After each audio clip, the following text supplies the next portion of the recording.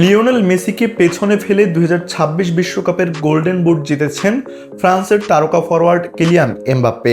টুর্নামেন্টে 10 গোল করে সর্বোচ্চ গোলদাতা হয়েছেন তিনি। মেসি করেছেন 8 গোল।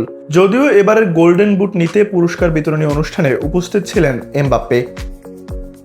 10 গোল করার পাশাপাশি বিশ্বকাপের ইতিহাসে সর্বোচ্চ গোলদাতার তালিকায়ও শীর্ষে উঠেছেন তিনি। 2026 বিশ্বকাপ শেষে তার মোট বিশ্বকাপ গোল সংখ্যা দাঁড়িয়েছে 22-এ। বিশ্বকাপের তৃতীয় স্থান নির্ধারণী ম্যাচে ইংল্যান্ডের বিপক্ষে জোড়া গোল করে গোল্ডেন বুটের দৌড়ে মেসির চেয়ে 2 গোল এগিয়ে যান এমবাপ্পে। ফলে আর্জেন্টিনার অধিনায়কের ফাইনাল ম্যাচে গোল্ডেন বুট জয়ের সম্ভাবনা শেষ হয়ে যায়। 2022 বিশ্বকাপের ফুটবলে মেসিকে পেছনে ফেলে গোল্ডেন বুট জিতেছিলেন এমবাপ্পে।